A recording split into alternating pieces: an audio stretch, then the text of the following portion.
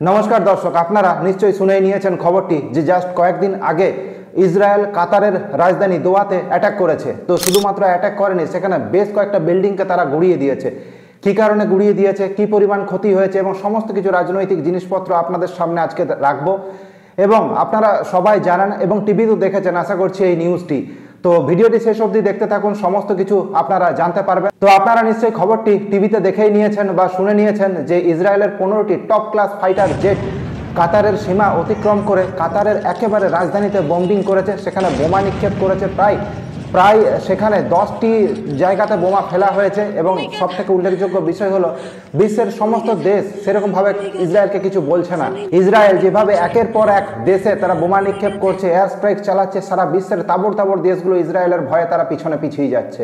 Israel একটা ছোট্ট দেশ এবং একের পর এক তার থেকে বড় সাইজে জনসংখ্যায় বেশি, যাদের হাতে বড় বড় অস্ত্র আছে, সেই সমস্ত দেশকে গুঁড়িয়ে দিচ্ছে, হাঁটুগাড়া করাচ্ছে তাদের সামনে। তো দেখা যাক যে কাতারের কি আপডেট হয়েছে। তো আপনারা নিশ্চয়ই জানেন এবং খবর শুনেছেন যে এত বড় বড় দেশগুলোকে গোড়ানোর পর কেউ ভাবতেই পারেনি যে কাতারকে এইভাবে অ্যাটাক করা হবে।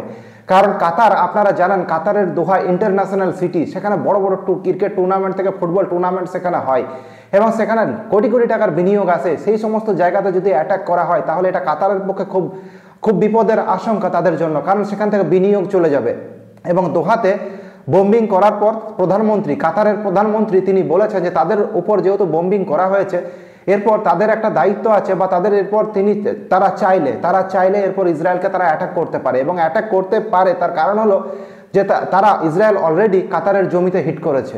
এবং এইখানে অবশ্য ইসরায়েলেরও একটা পয়েন্ট আছে। ইসরায়েলকে যখন জিজ্ঞেস করা হয়েছে যে কী কারণে কাতারে এইভাবে এয়ার স্ট্রাইক করা হলো, তো ইসরায়েল জানিয়েছে তাদের যেটা প্রধান যে সমস্ত জঙ্গি শত্রুগুলো আছে, তাদের নেতাগুলো, প্রধানত হামাসের জঙ্গি গোষ্ঠীর যে সমস্ত কিছু নেতা, তারা এই কাতারের রাজধানী দোহাতে তারা ছিল এবং সেই জন্য সেখানে এয়ার স্ট্রাইক করে সেই বিল্ডিংগুলোকে গুঁড়িয়ে দেওয়া হয়েছে। বাস তাদের ক্ল্যারিফিকেশন, তাদের যে সমস্ত ঘটনা হয়েছে তাদের স্ট্রেট কাট ক্ল্যারিফিকেশন এটা। তো দোহার প্রথম দিক থেকেই আপনারা সবাই জানেন যে ইসরায়েল যেখানেই ফেঁসে যাক তাকে উদ্ধার করতে আলটিমেট কে আসবে? পৃথিবীর সব থেকে শক্তিশালী দেশ আমেরিকা। এবং এক্ষেত্রে অবশ্য আমেরিকা পিছন দিকে পিছোতে শুরু করেছে, অর্থাৎ অন্যান্য দেশের সমর্থন থেকে। অ্যাকচুয়ালি কি হয়েছে না, প্রথমেই আমেরিকা থেকে একটা প্রেস বিজ্ঞপ্তিতে বলা হয়েছে যে তারা কাতারকে আগেই খবর দিয়েছিল যে ইসরায়েল এই ধরনের অ্যাটাক চালাবে, কিন্তু কাতার তাদের এই দাবিকে, আমেরিকার এই খবর যেটা আছে এই দাবিকে তারা নস্যাৎ করেছে এবং তারা অস্বীকার করেছে। কারণ এটা একটা ঠিক কথা, যদি তাদের কাছে আগাম খবর থাকতো তাহলে তো তারাও প্রতিরোধ করার চেষ্টা করতো। তো এই ধরনের, কারণ আপনারা জানেন না হয়তো যে কিছুদিন আগে, বেশ কয়েক বছর আগে ডোনাল্ড ট্রাম্প গিয়েছিলেন কাতারে, যেখানে সফর ছিল, এবং সেখানে একটা টপ ক্লাস লেভেলের তাকে স্বাগত জানানো হয়েছিল, ওয়েলকাম গিফট তাকে দেওয়া হয়েছিল। এবং সমস্ত কিছুর পরেই তিনি বলেছিলেন, ডোনাল্ড ট্রাম্প, সেই সময় যে কাতার খুব ভালো বন্ধু, তারা একসাথে এই সকল, যাতে তাদেরকে কেউ অ্যাটাক না করতে পারে সেই ধরনের ডিল করেছিলেন সেই সময়। কিন্তু যখন সময় আসলো আমেরিকা পিঠ দেখিয়ে দিল। তো এটা অবশ্য যে প্রথমবার সেটা না, আফগানিস্তানে আপনারা দেখেছেন যখন বিপদের সময় আমেরিকা লেজ গুটিয়ে পালিয়ে গেল, জাপানে দেখেছেন যখন চীন চোখ রাঙায় জাপানের উপর, তো জাপানের কাছ থেকে আমেরিকা পিছন ফিরে যায়। তো এই ধরনের বর্তমানে যেটা হচ্ছে সারা বিশ্বের কাছে আমেরিকার বিশ্বাসযোগ্যতা নিয়ে, নির্ভরযোগ্যতা নিয়ে প্রশ্ন তুলছে বিভিন্ন দেশ। তো এই সংঘাত থেকে আমেরিকা, ডোনাল্ড ট্রাম্প সবাই পিছনে আস্তে আস্তে সরে যাচ্ছে। এবং অনেক সময় ডোনাল্ড ট্রাম্প সরকার থেকে বলা হয়েছে যে যেটা ইসরায়েলের প্রাইম মিনিস্টার তিনি নিজেই এই অ্যাটাক করেছেন, তার জন্য আমেরিকা এই জায়গায় কোনো রকমভাবে লিঙ্ক না। তো বর্তমানে কাতারের কাছে দুটি অপশন খোলা আছে, একটা হলো রিটালিয়েট করা, না হলে চুপচাপ থাকা। তো এই মুহূর্তে কাতারের যে এয়ারফোর্স আছে খুব উন্নত মানের না হলেও যথেষ্ট শক্তিশালী। তাদের কাছে আছে 36টি রাফায়েল ফাইটার জেট, তাদের কাছে আছে 37টি F-15 ফাইটার জেট এবং 24টি ইউরো টাইফুন ফাইটার জেট, সবগুলো উন্নত মানের।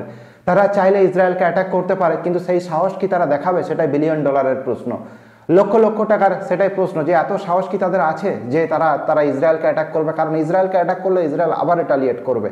তো আপনাদের মতামত এই নিয়ে অতি অবশ্যই জানাবেন। আর এখানে অবশ্য অনেক মানুষজন প্রশ্ন করছে, যদি ইসরায়েল এত দূরে কাতারকে অ্যাটাক করতে পারে তাহলে ভারত কেন পাকিস্তানকে খুব বেশি অ্যাটাক করতে পারেন? এর কারণ আছে, কারণ ভারতের পাকিস্তানকে যে অ্যাটাক করা সেটা আরও বেশি রিস্কি ছিল, কারণ পাকিস্তান হলো পরমাণু শক্তিধর দেশ।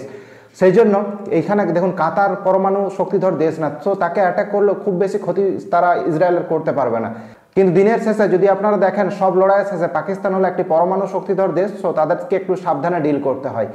তো এই নিয়ে নরেন্দ্র মোদীর পেছনে অনেক বিরোধীরা অনেক সময় অনেক কথা বলে থাকে, তো সেগুলো তর্কের বিষয়। তো আপনাদের মতামত অতি অবশ্যই কমেন্ট সেকশনে লিখে জানাবেন, কাতার কি ইসরায়েলকে অ্যাটাক করতে পারে কি পারে না, আপনাদের মতামত, মূল্যবান মতামত অতি অবশ্যই কমেন্ট সেকশনে লিখে জানাবেন। আর এই ধরনের ভিডিও দেখার জন্য অতি অবশ্যই আমাদের চ্যানেলটিকে সাবস্ক্রাইব করে নেবেন, ভিডিও লাইক করতে ভুলবেন না।